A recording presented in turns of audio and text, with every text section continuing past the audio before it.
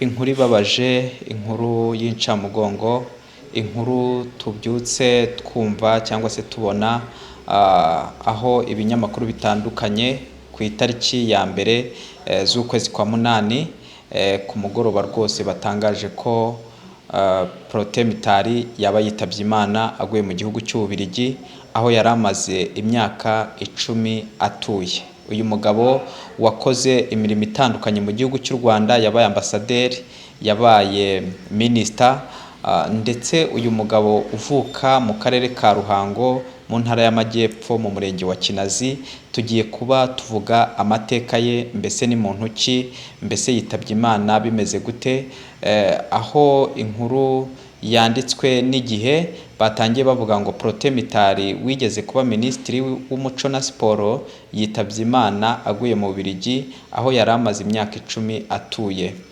Amakuru agera ku Gihe ni uko Mitali yitabye Imana kuri uyu wa gatanu azize uburwayi yari amaranye igihe. Mitali Kabanda Protais yabaye ambasaderi w'u Rwanda muri Ethiopia kugeza mu wa 2015. Mbere yaho yari yarabaye minisitiri w'umuco na siporo, minisitiri w'urubyiruko, ndetse yigeze no kuba minisitiri w'ubucuruzi, inganda, ishoramari, ubukerarugendo n'amakoperative. Yitabye Imana afite imyaka 62 kuko yavukiye mu yahoze ari perefegitura ya Gitarama mu 1963. Mbere yo kwinjira muri politike yabaye umusirikare, nyuma aba n'umudepite. Mu wa 2015 nibwo yigeze kuba mu Bubiligi ubwo yari amaze gukurwa ku nshingano ze nk'umudiplomate. Kuva icyo gihe yongeye kuboneka mu ruhame nyuma y'imyaka 4, hari tariki 28 Werurwe 2019 aho yari mu nteko ishinga amategeko y'Ububiligi mu biganiro by'umuryango Ibuka Memory and Justice Belgique, nka kimwe mu bikorwa byayo mu kurengera abarokotse Jenoside yakorewe Abatutsi. Twanyarukiye kandi ku nkuru yanditswe 2012 aho yari minisitiri wa siporo.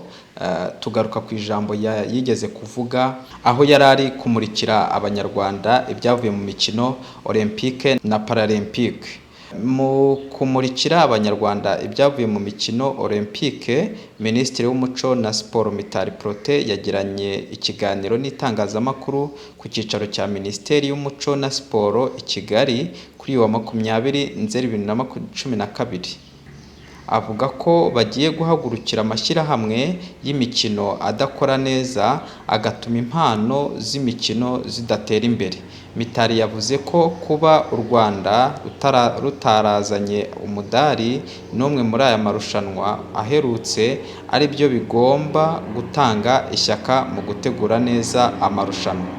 Mu kumurikira abanyarwanda ibyavuye mu mikino Olympique na Paralympique, minisitiri w'umuco na siporo Mitali Protais yagiranye ikiganiro n'itangazamakuru ku cyicaro cya Minisiteri y'Umuco na Siporo i Kigali kuri wa 20 Nzeri 2012. Avuga ko bagiye guhagurukira amashyirahamwe y'imikino adakora neza agatuma impano z'imikino zidatera imbere. Mitali yavuze ko kuba u Rwanda rutarazanye umudari n'umwe muri aya marushanwa aherutse ari byo bigomba gutanga ishyaka mu gutegura neza amarushanwa y'ubutaha. Minisiteri ifatanyije n'inteko rusange ya Komite Olympique byashyizeho nibura ibipimo fatizo umuntu ukora muri federasiyo agomba kuba yujuje. Ibi bikazafasha kuzamura ireme ry'imikino.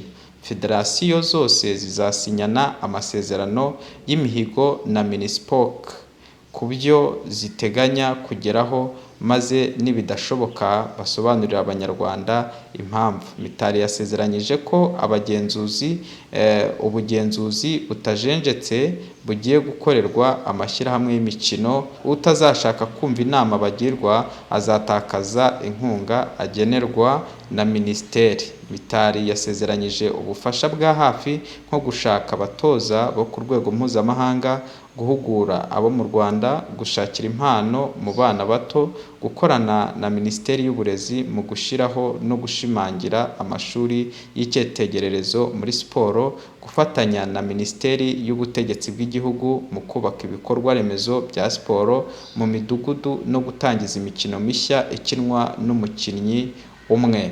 Minisitiri yemeye ko koko imyiteguro yabaye mike kuko ngo kwitegura imyaka 2 idahagije, bityo byaviriyemo bamwe mu bakinnyi b'u Rwanda gutsindwa kubera akamenyero gake. Yongeyeho ko